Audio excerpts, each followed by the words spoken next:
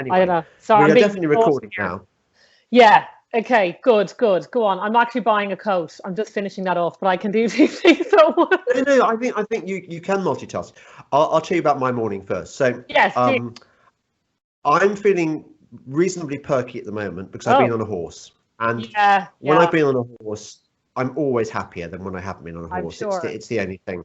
Yes. The only thing was that we were doing road work because you can't really go. I mean, the fields are hard as iron, and so you go on the roads, but the roads are black ice, and horses slip just like car tires. I mean, it's scary when you feel your horse going under you. Right, anyway. Right. I'm not a horsey person. My mother actually did horse ride, but not us.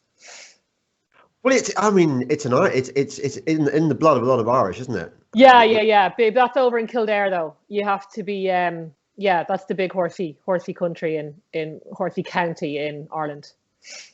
So then, after I'd been riding, I went to the supermarket and I was wandering around the aisles in that slightly kind of, I hope nobody comes up to me and accosts me like that awful man did the other day. Oh, and you got another one? Comes up to me. No, well, I had another one today.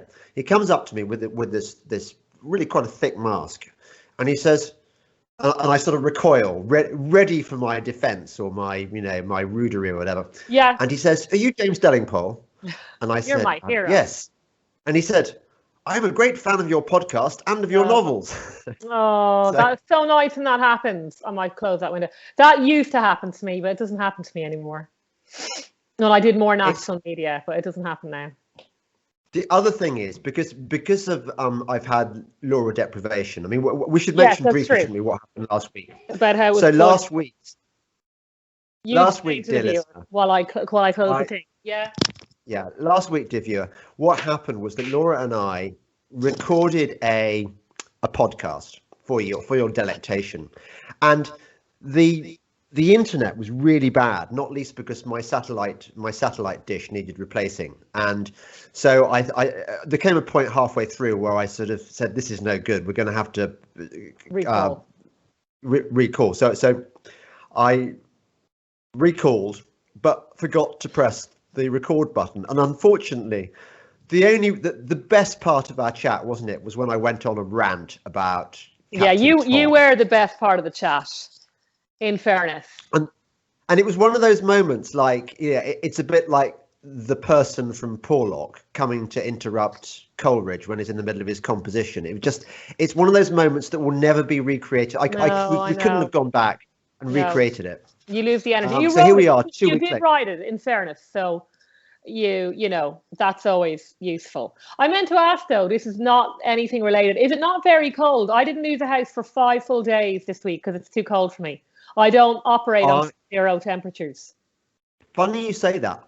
I think partly living in the country, you definitely get your blood thickens. Sure. I think you get used to cold weather as a matter of course. Secondly, I've got a dog, and if you've got a dog, you can never opt out of walking. And third, I actually prefer the really cold weather to the less cold weather, because what it means is the ground is frozen, so you don't have to wear wellies or you don't get wet feet, which is what I do every time I go running in the mud. I just get wet feet. I like the wind. I mean, I don't mind it when it's like 5 degrees and still, but this kind of feels like -9. No, I can't be doing with that. Yeah, this long as I've stayed in for absolutely ages. Before we talk about other stuff, isn't it nice just being able to talk about the things that haven't changed? No, I know. Because we need to cherish those. We need to remember. What's the weather? I'm really worried that really quite soon people will start blanking out the world that we lived in before. Yeah. Partly because it will be too painful to remember it, but partly it's because they will have gone along with this brainwashing program. Well, it's funny you say that, because as you know, I've been watching Frasier now and again because it's my only escape. So I watch Frasier. I even now and again watch Friends, which is pretty shameful because you're talking about episodes, you've seen it literally probably 10 times. And now and again, and I also watch the orchestras, as you know, on YouTube. But I mean, Fraser is all set in that little coffee shop they have. And, they pull up a chair and they're really close together. And you're just looking at it. And it is almost painful to watch because you're thinking, and it's the same at Friends, obviously, although only naffer. And you're just like, we're so far away from that. Because even if they open the coffee shops, they're still going to have those ridiculous stupid ass yellow stickers and the stupid ass masks and all the rest of it. And you're just looking at how normal that was. And you're just thinking, we are so far away from that. Even the happiest, chirpiest little lockdown's going to end soon. They've basically already said, yeah, we're going to have social distancing till the end of the year. Well, they can go and jump as far as I'm concerned. But I mean, a lot of the other plebs will go along with this. And as I said, I watched most of them. Yes, I watched the culture stuff. As I said, I think one of the first things I said on this, you're getting quite exposed. But one of the first thing I said with on this podcast, like when we first started at 11 podcasting ago, is again, we're so far away from like getting theatre back, getting the orchestras back. And it's just I watched The Planets, and it's from the National Youth Orchestra are playing it in the proms. And they're all these, amazing, youthful players. And I know how difficult it is to become that good. And you're just like, what are these guys doing right now? They should be at the top of their career. If you've made the National Youth Orchestra, I'd say the clip is from about 5 years ago. They should be all coming into the new orchestras, and they can't do anything. And I'm just like, it's just criminal what they have done to the culture. Completely criminal. And we are again, you might get this back and that back, but we are ages from getting a full house back again. Absolutely ages. Yes. Yeah. I'm afraid to say. Yeah. That a lot of this has happened. A lot of this has happened because we've allowed it to happen. If the church had stood up and said, people are going to come in and worship, we're going to keep the churches open. If Andrew Lloyd Webber at the beginning had said, look, the big guy, we cannot let the West End die. Yeah. Instead, he just said, oh, well, okay, well, that's if them's the rules. Yeah. And it has to be those people. It has to be the people who are like Lord Sumption or whatever, who can take the hit, who can for the inevitable pile-on that happens, that they will get up and say, no, I mean, this is ridiculous. You're going to kill the whole cultural landscape for at least 5 years. I'm not signing up to this. I mean, there were so many pieces that could have been written if we had a functioning mainstream media. So many pieces pointing out that, for example, the orchestras carried on giving performances throughout the Blitz. Something, there were occasions where bombs landed in the middle of plays and blew people up, or in the middle of, I think one blew up the Café Royal. Now, the risk to life and limb was much greater in 1940 than it was in 2021. It was just the death toll. I know. And yet they carried on. And now we're going through this. They carried on when the ship was going down, right? If you're to believe, right? When Titanic was going down, they played on. But I know, it's ridiculous. Who I really want to basically really now, I've had enough of the scientists. I have had enough of all these mad, demonic, and I will say demonic scientists and the media coming on the last couple of days, right, to try and browbeat and bounce Boris Johnson into extending this lockdown. I mean, I think it's absolutely disgraceful. Have you been following it? They've been in Sky. You see, I follow it. You have to follow. So I don't have. They've been on Sky. No, you do it, so I don't have to, Laura. Yeah. They've been on BBC, so then it gets picked up by like the Mail and all the rest of it, and it's all Sage. So one guy on today's program is like, well, there's just no point in setting an arbitrary date in the middle of March and April. We have to be guided by the data. Blah blah. And first of all, it really annoys me when they say that. It's like, no, the data is important. But actually it's our values that guide us. And he's like, I realize businesses have to, plan ahead. And you're just like, you have never ran a business in your entire life. I have actually had it up to here with these mad scientists who, by the way, James, we locked in universities to fiddle around on their little screens for a reason. so that they couldn't do any damage in the real world. That's why we pay them to stay in their ivory towers. And now these idiots and these cowards in government have decided to hand over all power to these guys. I don't remember voting for these guys. I don't remember. They are now making policy. No, just give me the facts and get off the stage. And then the rest of us get to decide. And, you know, and the fear mongering and the terrorism, these people are dangerous. I have no respect for them. Scientists, anyway, they were pushing lobotomies on us 50 years ago. And they were pushing the science of eugenics 100 years ago and racial superiority 100 years ago. Go away. You don't have a good track record. You're not any more qualified to make this policy decision than anybody else is. And you're certainly not morally qualified. Move. No. But the studios need to be shot as well. I think it's even worse than you're suggesting, Laura. I mean, they're not scientists. They are bad actors. They are political activists. You think about what's happened in the last 18 months. Is decades, if not centuries, of medical science have been overturned, rejected in favor of this politicized woo. For example, the idea of the whole functioning of the immune system. I think one of the most pernicious lies being put about is that you can get COVID twice. I don't believe it. I don't know. We have T-cell immunity. We have our first line immune system. Then we have the T-cell immunity, which follows. Many of us have immunity from SARS-CoV-1. Many of us have immunity to coronaviruses from the coronavirus colds that circulate every year.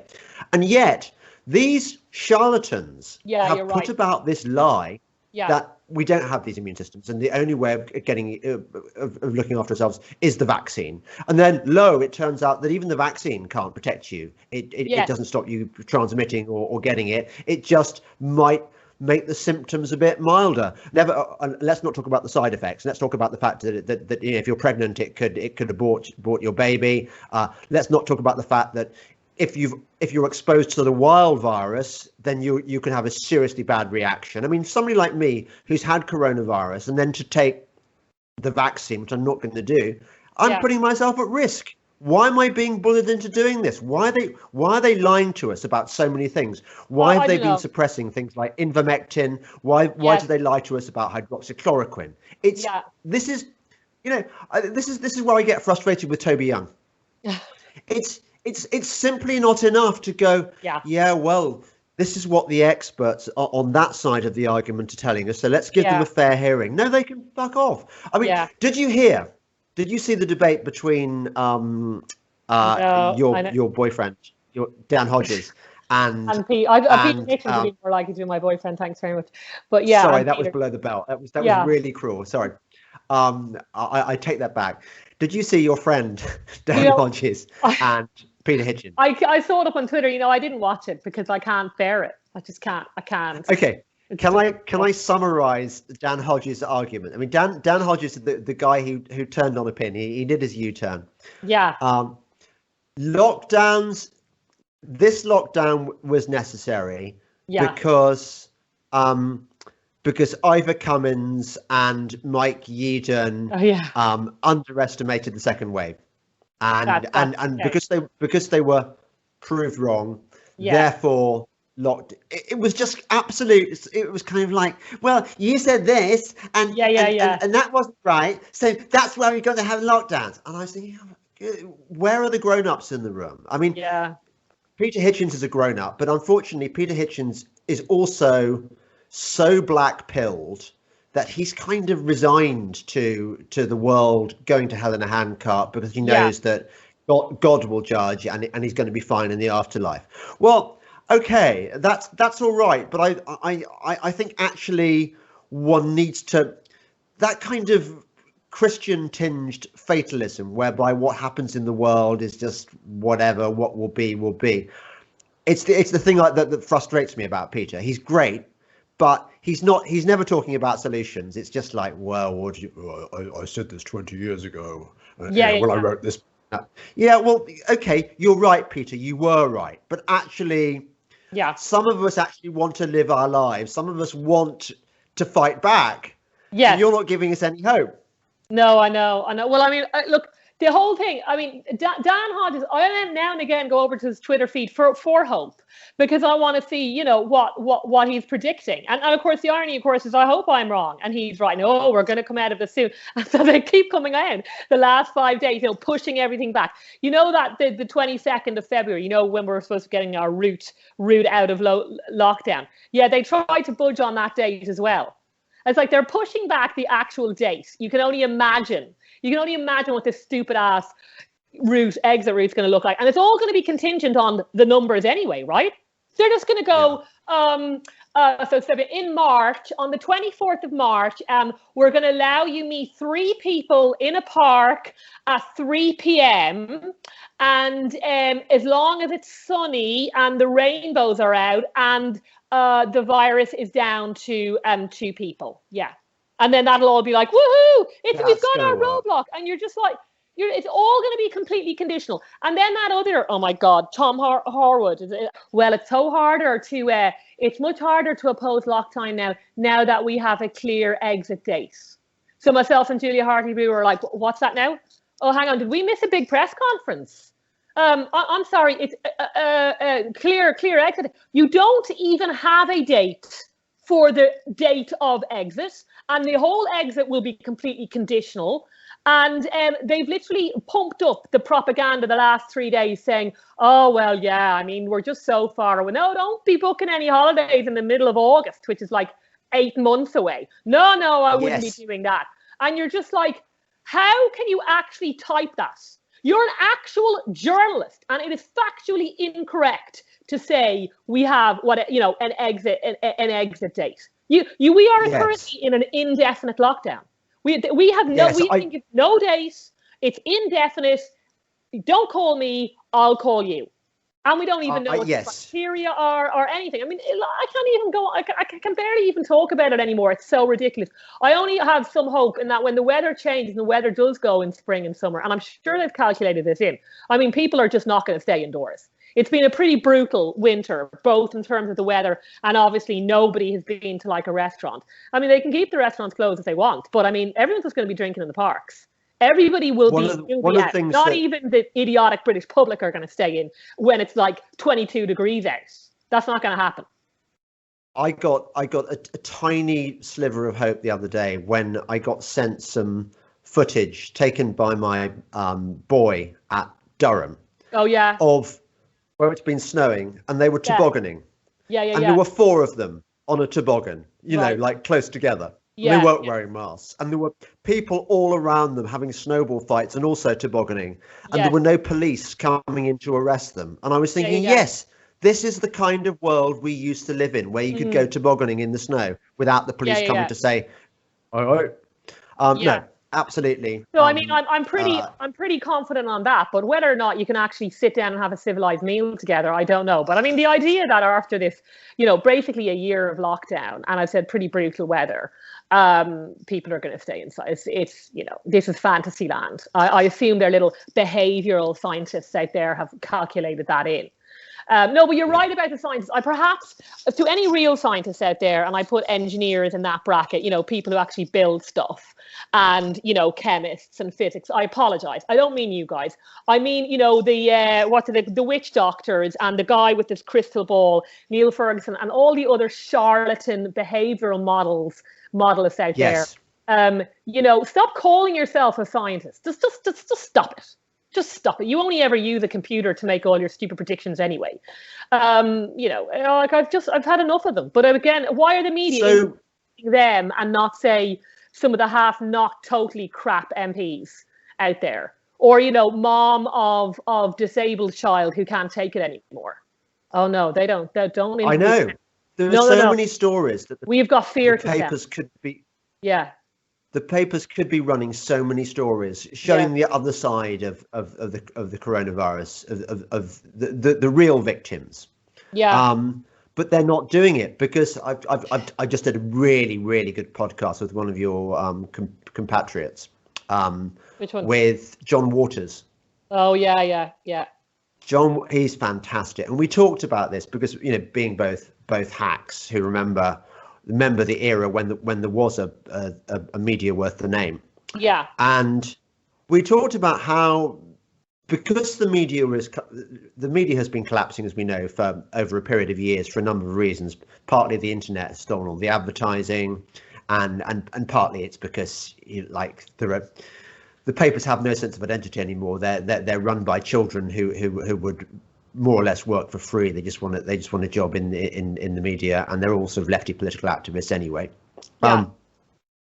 But the response of the newspapers to their declining advertising revenues and their declining sales, was not to go, how can we make ourselves better and make us worthy of people's, still worth spending their money on. Instead, what they did is, okay, let's sell ourselves to whoever will pay for us. So, for example, the Telegraph you're right. Worked for the Chinese Communist Party for a period of months by taking an insert produced by the Chinese, and the Guardian took money from Shell for its environment pages, and now they've been taking. Well, they're taking a lot of money from the government over these ridiculous 100 million. Yeah, well, I think we did a blog on it as well. I know. I mean, it must be the only thing keeping them afloat. There's this stupid terrorism, the basically government terrorizing ads. Look them in the eye. You're just like, this is real. I'm actually living in communist Russia in real time. You are. Extraordinary. You totally are. Extraordinary. It is Pravda. And you think about the origins of our media, of the press. You think about the pamphlets in the era of the Civil War and beyond. People sort of risking their lives to get, or certainly risking prison sentences, to get their message out against the oppressive state. Yeah. And now all those centuries of hard work that people have, all those hard-won freedoms, have now been pissed against the wall in a trice by whoever it is that owns the Telegraph and the Mail and so on. They've all become government propaganda sheets. Yeah, and that's one of the. This couldn't have happened. We wouldn't be in this mess if the media had done its job. No, I agree. No, they not only didn't do their job in terms of they didn't scrutinize. I mean, they actively became, collaborators and facilitators. Yeah. They're just pumping out this ridiculous government message, literally paid for advertisements, and also in all the editorials, in all the pieces they make. And you're just like, you are a disgrace. I mean, they're such liars. I mean, it's gone on for a while. I was trying to go over big previous media scandals of when we've been lied to, that then they do U-turns, and a few things popped up here and there. But this is obviously massive. This is absolutely massive. I know it's a small thing, but I remember, even the whole Princess Di and Charles wedding. I was only literally born when that happened. Yeah. But when I like to read, you rewatch some of the footage, and what did the Archbishop say? This is the stuff fairy tales are made of. A prince and his princess lies, massive, big, whopping lie. They didn't even know each other. They didn't even like each other. And you're just selling us all this garbage all the time. There's been a few cultural stories. I need to will I do them? Just so we know. We need them. Go on. Well, I know you gave out to me before about bringing up your man, Marilyn Manson, who I agree our younger viewers will not know, but our older viewers will know this guy. And again, I think I take that back, because what I hadn't realised was that there was a story in the papers about him, and I hadn't realised he was quite current. Yeah. So basically, the news broke again. It would have been a big only for the stupid coronavirus thing, that essentially, he at very least attacked his girlfriends, if not worse. And you're like, and I only tweeted it once, but it's like, oh yeah, what were the only people who opposed him in the 80s or whenever he crawled out from his particular rock, were the so-called, the nutty, hardline American Christian right? At the time. They said they were the only ones who opposed this guy. He was completely satanic. He was completely indecent, etc., etc. And what did your mainstream, I assume, lefty-wing media do? Oh, you're so prudish. Oh, how very dare you even do this? How very dare you even question the man's an artist? Again, just pushing this garbage on you, this demonic garbage on you the whole time. Or if you look at, Britney Spears, this was in the news recently, right? Because I basically don't, I completely reject most popular culture. And again, I liked her, her music was poppy. I totally get the catchiness of it, right? Again, pushed on you. She's totally hyperly sexualized, completely exploited. Yeah, it turns out, that basically her dad controls all her finances and, things mightn't be as they seem there. Yeah, another massive media lie. Oh, and then have you noticed that the left bank lefties in France have all been exposed as like child abusers? And did you see this? I didn't. Tell me. Please tell me. I can't name names, but you're talking, the real highbrow, lefty, intellectual intelligence. It was all in Times 2. Like some of the daughters have come out going, yeah, he abused me, he abused my brother. Because, after 68, and everything went to shit, in my view. And they pushed all this liberal garbage on you. And it's, it's make love, not war. Yeah, it included making love like with your kids, basically. But not only that, because you might say, oh, well, you've always had that kind of abuse. But they actually didn't have the decency to keep it under wraps, because they campaigned, some of them, for the legalization of paedophilia. And if you go back to the papers back then, you can bet your bottom dollar that this was going to be sold as some sort of mainstream, everybody needs to get over their hang-ups now, we're in charge. And it's just the usual. I mean, I will go back, I say, the lies of the last 40 years, the absolute lies. And now they've come out with this big, massive, great whopper of a COVID lie. And again, the media have pushed all this crap on you. I wasn't there for all of it, but that's how I read it. And 30 years later, turns out he wasn't such a nice guy. Yeah.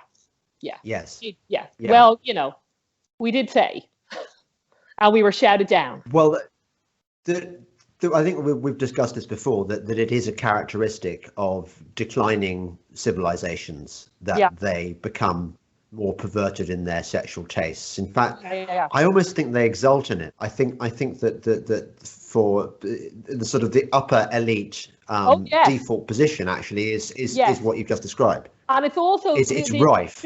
The important thing about it is that they can get away with it in plain view. That's part of the humiliation. Okay, is that not only are we doing this incredibly degrading thing and abusing people, but we're doing it in plain view, and you can't touch us for it because we've got our buddies in the media who will cover for us. So like Weinstein knew that the Clintons would cover for him, right? And vice versa. Weinstein made a massive donation to Bill Clinton's defense fund with Monica Lewinsky. Oh, there's another one. Monica Lewinsky trashed, right? Trashed, probably a little bit on the right, but also completely trashed by the left. Again, I saw another clip of, what is it, your man Jay Leno, like, again, totally humiliating her when the whole story broke. And now, of course, the feminists look back and go, yeah, we treated Monica like crap. Actually, she was right the whole time, and Bill Clinton's a scumbag.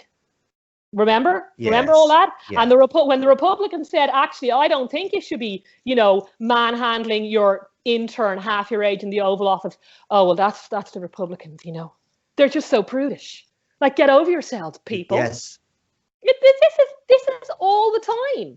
I'm not saying there's problems. There are problems on the right, but basically all of the left-wing media should just be ignored. In fact, whatever they tell you, flip it, because most of what they tell you is a lie, or they're just trying to get you to invert the truth.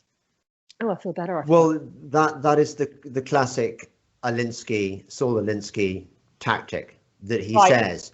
Accuse your opponents of things that you are guilty of yourself. Yeah, there's a lot of projection. To put them on the back. Yeah. Yeah, and it's what the left does. Yeah. I mean, the right. The Me Too thing. I mean, I had my reservations over the Me Too thing. But if certainly in the States, if you went through the people who fell, they were more or less all on the left, all of them. And over stuff that, like, we can agree were wrong. Not like, oh, she touched me I touched her knee, at a dinner party. Like, properly degrading stuff. They were pretty much all on the left. Yeah, well, that's quite a common phenomenon, I think, in as much as we on if right and left have any meaning anymore, those of us, you and I, are conservatives with a small c. We live in a culture where we're constantly having to defend our position. We're always being accused of being of bad faith, of being bad people. Our morality is always in question. Whereas the left, they've created this world, reinforced by the media, by Hollywood, etc., where to be on the left is you'll get out of jail free. You're a good person. You don't need to behave well in your private life because you've got lefty values. That means you're okay. It's moral license, I think, right? I mean, I'm saving the world, so why should I be nice to my spouse? You know, I mean, I'm just above that. I don't have time for that. No, I know. We haven't, by the way, we sort of lightly touched on, but I think this is the most shocking thing so far, that Matt Hancock, who's the health secretary, I mean, since when does the health secretary have such power, has now made it so, apparently, by sort of Hancock fiat, that if you go on holiday to Portugal, and when you come back to the border police and you don't tell them you've been to Portugal because you don't want to spend 10 days in quarantine, 10 days and £1,750. I couldn't see if there it is. Yeah, I must have missed that because I checked them twice. It's on the red list. I know. I mean, anyway, this list is arbitrary. Why are the Seychelles dangerous? Why is where else? Mauritius. Lots of places on the list. It seems very arbitrary, but particularly Portugal. Why Portugal and not Spain? And so if you go there, and they're doing it also under like the Fraud Act or something. They as you say, they haven't passed a specific law in relation to it. It's just that if you lie on your declaration, I think it counts as fraud, and under the Fraud Act or whatever act they might be using, that can bring in the 10-year sentence. Okay. However they've done it, 10 years is a very steep sentence for going to Portugal and then not admitting it. By any stretch. And the lack of so one MP, Charles Walker. What's his name? He's got a kind of boring. Sorry, Walker. Charles Walker. Yeah. So Charles Walker, who was, I think he's a conservative who's been mugged by reality and he's become a radical. I think he was destined to spend. He was destined to spend his later years on the backbenches. He'd got his knighthood. He was going to disappear into the sunset. Yeah. And instead, he's become the only Conservative MP who's resisting this stuff. I mean, okay, a few of them are making the right noises. So you'll hear John Redwood, but they're not really fighting it. No, they're not. This is fascist tyranny. We've got to resist to our dying breath. They're not doing that. They're sort of going, well, like Steve Baker's the classic example of this. I think this is unacceptable, and there can be no more lockdowns. And then another lockdown comes along and he goes, oh, all right then. Well, yeah, whatever. Yeah, no, I know. None of them are willing to make any serious personal sacrifices over this. But Charles Walker, I don't know whether you heard him on. I did. On The World at One. Yes, I did. And what was very interesting was not just his exasperation. Yeah. But also that, what's the woman, Sarah Montague. I think Sarah Montague is the BBC are such outrageous propagandists for the government. They just take everything the government says as being true. So, for example, she asked him, "Yes, but don't you think it's reasonable, given that all these new variants, these new mutations that you might?" And I'm thinking, why does anyone buy this stuff? Why doesn't anyone just go, horseshit? I'm calling you on this. This is just. Viruses always mutate, and they almost invariably tend towards milder mutations rather than stronger ones. They tend. I haven't even got O-level biology. I've only got O-level physics. But even I know that it's like. Yeah. No, well, it's their forever war, right? I mean, we won the war against Eurasia, but now we have to fight the war against. I can't complete that quote, but it is genius. Because it can go on forever. They can control every minute part of your life. And then they've got the gift of the, well, they like to use the word mutant, which again is part of their terrorism, but yeah, they're variants. And so it's a gift that keeps giving. I mean, it just can't, it'll never go away, right? And they've already said, oh yeah, well, you're going to need your booster. You're going to need your booster every August. Oh yeah. Yeah. Oh, they are. Yeah, and they've shut those borders down. Remember when over Brexit and previously when the terrorists were coming in and blowing us to smithereens? Oh no, you couldn't shut a border. No, I don't even want an extra level of security. No, that makes you a racist. But now I'm sending you to 10 years because you took a sun holiday in Portugal. Like, this is the kind of crap you have to deal with. It's going to get much worse, because you see, the thing is that I know, as most people don't, because I've just been studying this, that climate change is COVID-19. The COVID-19 was just an extension of climate change. It's just a handy excuse, and it's in both cases it's a completely mendacious excuse. Just as there is no evidence whatsoever that the planet is heating catastrophically and unprecedentedly because of human CO2 emissions. There is no evidence at all. It's purely in computer models. So is the case with COVID-19. It's a routine viral respiratory infection. Affects some people badly. Most people get over it like it's a cold. The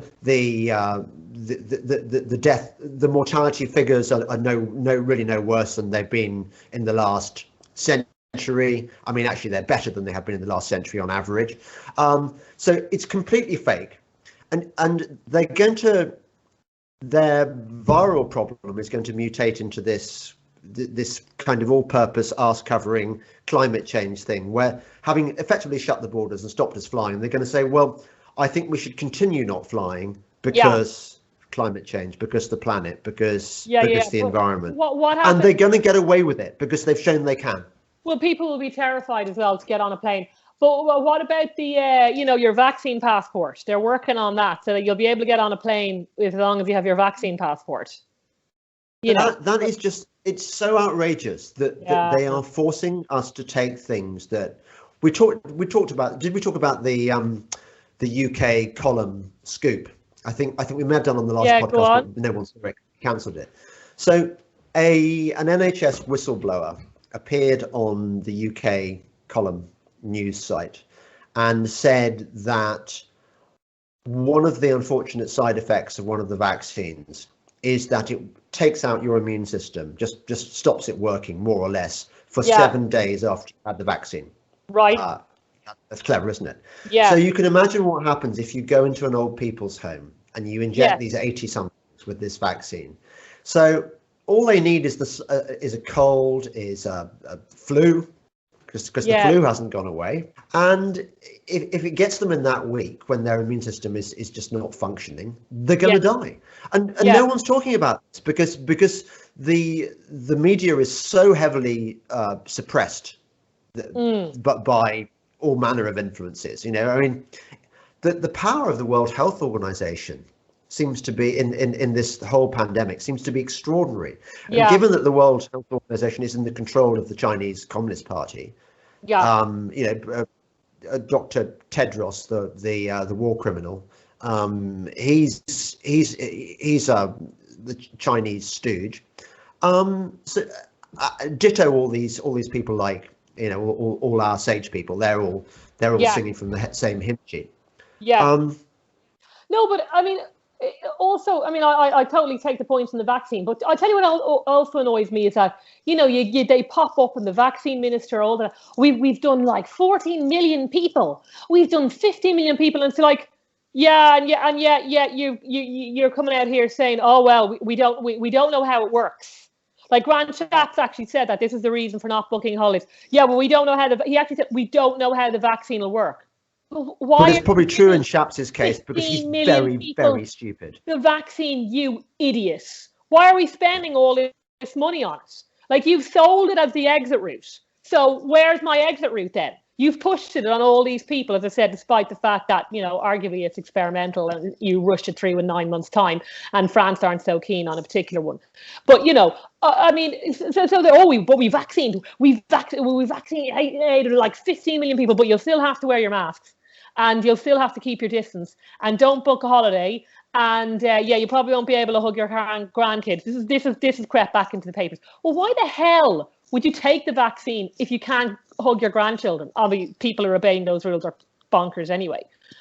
I mean, nothing they say makes sense. I mean, maybe they just do it on purpose. Let's just see how much garbage we can put into the news cycle, and just completely, it's a shock and awe thing, right? If we pump fear with confusion, and then everybody just says, I just give up. And I think a lot of people have given up. I think a lot of people have. You know about the cathedral, don't you? Yes. I've talked about the cathedral. Yeah. This sort of overarching system where everyone, it doesn't need to be a kind of conspiracy, because everyone acts their part anyway. They know how to how to behave. Yeah. And I'll just give you an example of the kind of stupidity that's been unleashed on our lives and on our world. Oh, by the way, also I was thinking, imagine if 5 years ago somebody had said, yeah, there's going to be in 2021, you won't be allowed to go and see your mother. No, I know. It's just, you won't be allowed to go and visit her. And you go, well, hang on, why? What kind of shit would have to happen in 2021? I can't get in my car and see my mum. Yeah. And the person in the past predicting the future would struggle to explain, because you just couldn't imagine. Yeah. But there'll be a virus with an infection mortality rate of less than 1% will hit us. Yeah. Yes. I mean, yes. But it's worth asking though, what has happened culturally, as you said? Orchestra played on during the Blitz. Kids went to school during the Blitz, etc. What has changed so much that so many people, will go along with this? Is it decadence? Is it just selfishness? Is it the cowardness of it? It's extraordinary. This has been happening over a period of decades, and look, everything connects. Black Lives Matter, Extinction Rebellion, all the currents that we found individually annoying, and that some of our conservative colleagues have been fighting. They've been fighting in particular theatres of the wider war. What I think very few of them have realised is that everything connects. But the other example I was just going to give you of the lunacy abroad. So the other day I had to do some filming for this documentary, and I said, well, I'm not going to come up to London this year. London is dead. The shops are all closed. I don't like sitting on a train without my mask, waiting for some random sado to come and say, "Why aren't you wearing your mask?" It's too much hassle. So you can come to my place. So they said, right, we'll send the cameraman round, and when he arrives, can you make sure you're wearing a mask? You don't have to wear it for the interview, but just can you wear it for? And the room where you're filming, how many other rooms will you have to pass through to? Oh my God. And the room he's filming in, how big is it? Can you distance more than 2 meters? And before he arrives, can you open the windows?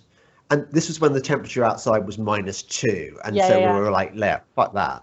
And so all this stuff, and I was thinking, this is the equivalent of saying, you've got to wear, before the cameraman arrives, make sure you're wearing your special unicorn hat, and make sure the horn is really prominent. Make sure it's got tinsel and glitter on it, and make sure it's painted the correct pastel-y, rainbowy, sort of pinky girl colours. And when the cameraman arrives, do the special unicorn dance and trot around the table 3 times saying, "I am a unicorn." If you'd done those things, it would have the same effect on getting rid of the coronavirus as the mask. Because masks don't work, and yet we've all been persuaded that we must go through this routine. But one mask isn't enough, James. One mask isn't enough. Oh, yes. So Fauci says now. You got to have 2 masks. Yeah, I saw it did for the national broadcaster in Ireland is called RTE, and I just saw a quick tweet of them, and it's like, 2 masks, and and especially when they're snuggly, that's the best way to beat the coronavirus. And I just remember, or studies show it would be coronavirus. And I'm just like, studies will show that if you listen to too much RTE, you end up like a crazy person. And I really hate them because they have my parents like on the edge, basically. My parents are complete believers. They're practically sealed in their home. Yeah. It gets stressful sometimes. And it's just crazy. I mean, again, it's one thing being careful, but it's how people would expose themselves to this and make themselves terrified over it. That just it's just incredible. You know, it's just like, live your life in fear. Make sure you're really in fear all of the time. It's sad. As I said, it's also demonic. But yeah, I mean, the reason why your camera guy, they probably went through, you didn't do any of it, did you? No, of course not. Oh, yes, I did, for their insurance purposes. Yeah. Oh, yeah. But now you see, but that's the thing. They'll have said, I have to say this, because if the camera guy is one of these, unicorn believers, he will go back and complain that his employer sent him out to a job that exposed him to COVID, right? And this is the thing. And everything now will be, oh, no, I don't want to do that because it falls under health and safety and you're exposing me to risk. Therefore, I can't go back to work. I can't go back to school. And the whole thing is now, I mean, if you thought health and safety was bad before, you can only imagine the madness now. You can only imagine, it's not COVID secure. You can't make me go back. And legally speaking, imagine if you're a really fat, lazy school teacher, which is probably quite a few of them. I mean, their Christmases have come early, haven't they? It's just fantastic. Like, I can't. I mean, my health could be jeopardized by doing my job. Yeah, no, I know.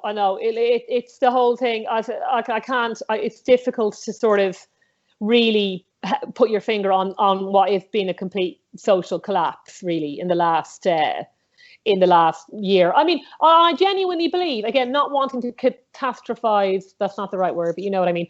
If we had an invading force, like I really think people would roll over and surrender straight away and collaborate.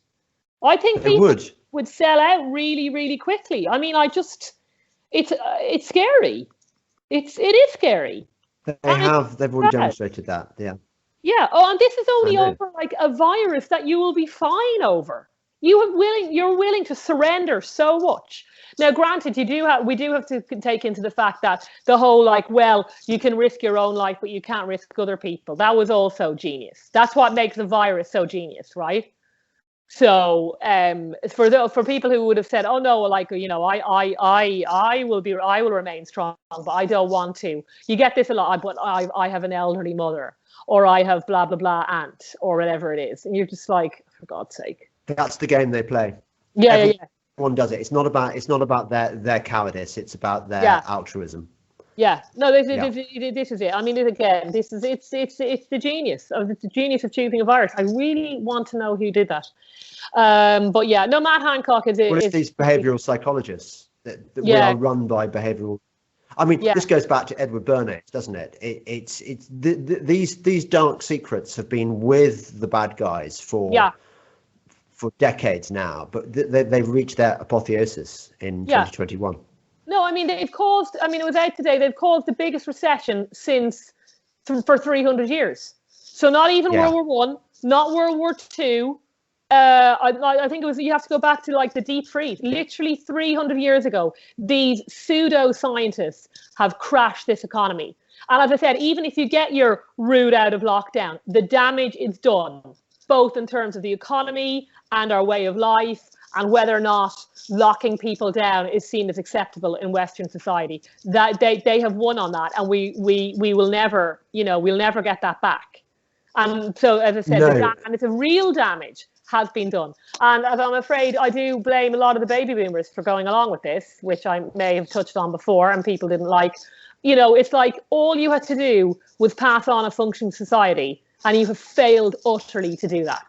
You have sold your own grandkids out so you can go skiing next year. Shame on you. Yeah. I don't know how because I don't think it's actually the sort of plus 75, plus 80-year-olds that are doing this. I think it's the between 55 and 75-year-olds who did this, who supported this. And if they had opposed it, it would have been much more difficult because you might say, well, every group did it, but they're the ones with the power and they're the ones with the wealth. So if the opposition had come from those guys, it would have been a tougher sell. But they have gone along with this lock, stock, and barrel as usual because they're a completely selfish generation. And I wrote a whole blog on this, and they all went mental, as you can imagine. And I got did they? Oh, I must look that one up. Yeah, it's a while ago. And it was all like, well, I don't support it. And I was like, okay, I get that you don't support it. Obviously, you're self-selecting. You've come to the website, and I'm glad that you have, and we appreciate your support. But then it'd be like, but why don't you do a little straw poll of your mates and tell me, out of your 5 mates, how many support and how many don't? And I'm convinced it'd be a majority. And I still get emails saying you're completely right. Got an email recently going, yep, my parents are like, and again, it's not just I am afraid, 65-year-old boomer, I'm afraid. These are the most judgmental. These are the ones who, in the security of either their second home or their very nice suburban home with massive garden, are twitching the curtains going, oh, but that one outside, she went to the shop twice. They're the ones giving all the posters back. Yeah, the lockdown should be harder and it should be longer. It all comes from that generation. Them and Tom Harwood. Them Tom Harwood's and only about 12. The insane millennials. But I kind of, I don't like to be as harsh on the millennials. Don't indulge him. Don't say it's charming or millennials. No. But I think millennials have been royally screwed out. I think they're completely. I mean, your kids are millennials. Come on, they are completely screwed now. They are completely screwed. How are they going to build a career? And as I said, the value system they've been held is, I mean, if the baby boomers aren't sitting behind the curtains, twitching and condemning them for having a pint down the road, then they're in Churchill, which brings on then the same baby boomers are in Churchill College, right, in Cambridge, trashing their national heritage. So if they're not trashing the economy by these crazy pseudoscientists, then all the crazy lefty historians are trashing your own cultural heritage. Which was, I mean... we haven't even gone there, have we? No, I know. Well, I just tweeted today going, I mean, I know I've seen these academics before, and it's like their entire career is based on criticizing probably the greatest historical figure of modern times who changed the course of history for the better. And all you can do is sit there and criticize and basically libel him. Most of it's complete lies. And that's the way they can generate get promoted non-stop by the BBC. In the same way that the BBC kept alive the careers of really not very funny comedians, but because they were left-wing, it kind of gave them sinecures. In the same way that guy David... Genuinely unfunny. Genuinely. What is he called? David Olus... I don't watch it Sugar or something. Don't watch him. Well, no, but he's the kind of house kind of anti-colonial historian, and he's coming up with this line, and I'm sure that most viewers don't want it. Well, I mean, maybe they do now because all those of us who don't like it have left. I mean, I don't watch the BBC. No, I don't. No, well, I'll finish on this because I have to go. So, because I read, so there's an author out there, and it is very American, Helen Andrews, and she's written a book on the boomers, basically trashing them. She takes 5 boomers, including Aaron Sorkin, by the way, who you will know, and a judge. You know Aaron, of The West Wing, right? He wrote The West Wing. Yeah. Are you looking up? Yeah. So I read that, and I read most of it, and it's a really good book. But there was a killer line in it, and it links now in a minute into Lawrence Fox. And she goes, so when all the radicals and the revolutionaries were coming through in the 60s, they were able to do that against the background, I would say, of a conservative and Christian culture, right? And, and then there was a silent majority, right? Nixon's silent majority who pushed back on that. There is no silent majority now in America.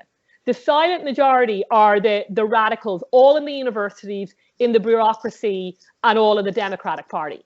So there was nobody there to tell Black Lives Matter and the rest of the lunatics out there to tell them to put a sock in it, right? Now, I don't know. So Lawrence Fox, I remember, replied to a tweet. Someone who goes like, it was funny. I'll give him that. It was like, oh, what kind of person would support Lawrence Fox? And he replied going, the silent majority. And I think as conservatives, we often hang on to this concept. Don't worry about those crazy Black Lives Matter dudes. We have the silent majority. Now, I do think Black Lives Matter are a minority, but I would like to know, how big is our silent majority? Because I reckon it's shrinking. And all the big important players who are supporting this tiny group, right? These tiny trans right radicals and Black Lives Matter who aren't representative, but the silent majority, yes, they're the general public, but the people making the decisions, they're in the universities, they're in the bureaucracy, they're in the BBC. And yes, they're probably still a minority, but they are the influential minority. That's the problem. That is the problem. I know. Anyway, I fortunately, the silent majority is shrinking. It's getting a lot smaller. And that's why you have the millennials completely at sea now. They don't know what to think. Most of them are just totally deluded. Not yours, I'm sure. They need to listen to this podcast. This needs to be on the curriculum. Yeah. This podcast needs to be on their curriculum. Yeah. Right. I mean, go and do your thing. Yeah, I have to pick up one of the kids now. Oh, it's too cold out. Well, we'll do it. No, it's fine. I can't do next term. I'm breaking the lockdown in various ways. I hope next week in half term. Don't know yet, but I'll figure out some ways. Just imagine there's a big pile of potatoes out there. Yeah. Why, really? I just want this cold weather to go. You're Irish. I mean, that's what I mean. It was a cheap Irish joke. You know, like I do like. I was trying to incentivize you in all their forms. In all them forms. I just really. Anyway, have a good half term if that's still a thing. And is it? Well, yeah, it's half term next week. Yeah. Okay. Yeah. Big. Still Bye. big. Okay, and we'll talk to you afterwards. Okay, take it easy. Okay.